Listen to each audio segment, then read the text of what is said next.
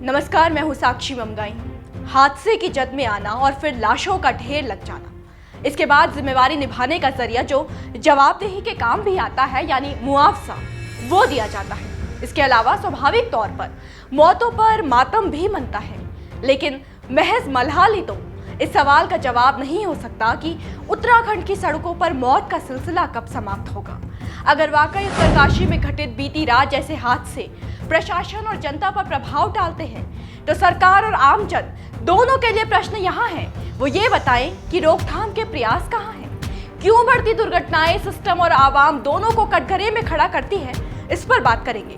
पर पहले उत्तरकाशी यमुनोत्री राष्ट्रीय राजमार्ग पर हुए दर्दनाक हादसे के दबे सच पर एक नजर। उत्तराखंड में रविवार रात गूंजी चीख पुकारों ने सोमवार की सुबह को दो प्रदेशों के लिए शांत बना दिया। जानकारी के लिए बता दें कि यमुनोत्री राष्ट्रीय राजमार्ग पर डामटा के पास चारधाम यात्रियों की एक बस खाई में गिर गई। बस में मध्य प्रदेश के तीर्थ यात्री और ड्राइवर सहित 30 लोग सवार थे। हादसे में 26 लोगों की मौत हुई है। घटना की सूचना पर मध्य प्रदेश के मुख्यमंत्री शिवराज चौहान उत्तराखंड पहुंचे। उन्होंने मृतकों के परिजनों को 5-5 लाख रुपए और घायलों को 50-50 हजार रुपए देने की घोषणा की है। उधर प्रधानमंत्री नरेंद्र मोदी और गृह मंत्री अमित शाह ने भी ट्वीट करते हुए घटना पर दुख जताया है।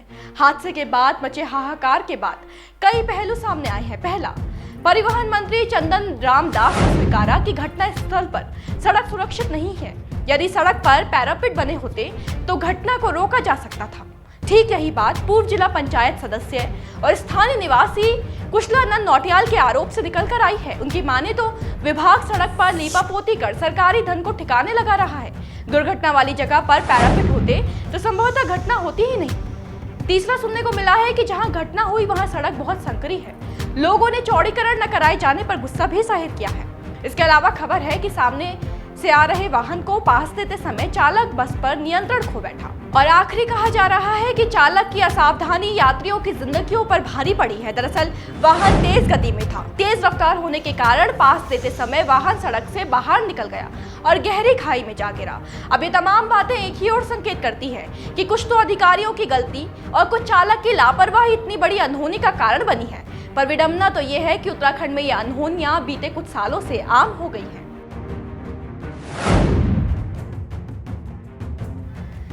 अप्रैल में जारी हुई एक रिपोर्ट में सड़क हादसों को लेकर कुछ चौंकाने वाले सच सामने आए थे। रिपोर्ट में बताया गया था कि उत्तराखंड में पिछले 5 सालों में सड़क हादसों के साथ मौतों का भी ग्राफ पड़ा है। जनवरी 2017 से फरवरी 2022 तक उत्तराखंड में सड़क हादसों में करीब 4500 लोगों की जान चली गई है।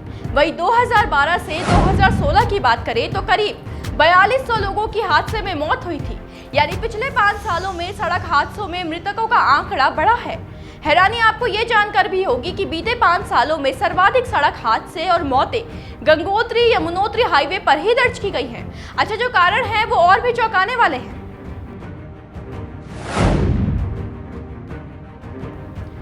आंकड़े तो काफी होने चाहिए थे आंखें खोलने के लिए और बताने के लिए कि भैया अनदेखी अनहोनी को सबसे पहला आमंत्रण है। तो फिर रिपोर्ट्स क्यों कह रही हैं कि ओवरटेकिंग, ओवरलोडिंग और ओवर स्पीडिंग जैसी गलतियां यात्रियों को उनकी मंजिल के स्थान पर जिंदगी के आखिरी मुकाम यानी मौत तक ले जा रही है। यही वजह है कि शुरुआत में कहा गया था कि कटघरे में प्रशासन के साथ साथ आवाम भी है।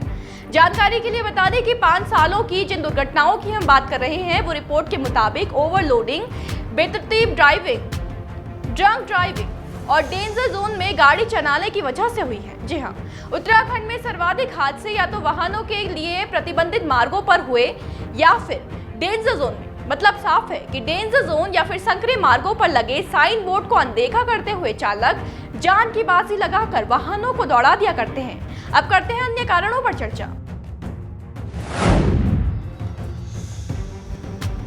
अच्छा, आपको मालूम होगा कि साल 2018 में सुप्रीम कोर्ट ने उत्तराखंड समेत देश के सभी राज्यों को बढ़ते सड़क हादसों पर अंकुश लगाने के लिए प्रभावी कदम उठाने के निर्देश दिए थे, लेकिन धरातल पर कोई काम देखने को मिलता ही नहीं है। परिवहन विभाग की ओर से तैयार की गई एक रिपोर्ट बताती है कि शहरों की अपेक्षा ग्रामीण क्षेत्रों में सड़क दुर्घटनाओं के मामले सबसे ज्यादा सामने आए हैं। हाईवे का चौड़ीकरण तो ठीक है, लेकिन यहाँ संकरे रास्तों की ओर ध्यान नहीं दिया जाता। इसके अलावा किसी तरह सड़क निर्माण हो जाए बस इसका ख्याल रखा जाता है, ना कि इसका कि ट्रांसपोर्ट प्लानिंग और डिजाइनिंग कैसे हो। फिर ट्रैफिक भी हादसों का बड़ा कारण बनकर उभरा है। ट्रैफिक कंट्रोल करने में भी यानी प्रशासन फेल रहा। अब ऑल वेदर रोड जैसे पीएम मोदी के ड्रीम प्रोजेक्ट की ओर इस आस से ही देखा जा सकता है कि सुगम के साथ साथ सुरक्षित यात्रा ये भी सरकार सुनिश्चित करे और इसका दायरा उत्तराखंड के हर क्षेत्र को समाहित करे। वैसे बता दें कि उत्तरकाशी हादसे में पीएम मोदी ने दुर्घटना में जान गंवाने वालों के परिजनों के लिए पीएमएनआरएफ की ओर से 2-2 लाख और घायलों को 50,000 रुपए दिए जाने की घोषणा की है। मुख्यमंत्री पुष्कर सिंह धामी ने भी दुर्घटना की मजिस्ट्रेटी जांच के आदेश दिए हैं, जिसमें जो भी निकल कर आएगा आप तक पहुंचाएंगे। बस आप बने रहें देवभूमि इनसाइडर के साथ। आज ही डाउनलोड करें देवभूमि इनसाइडर ऐप।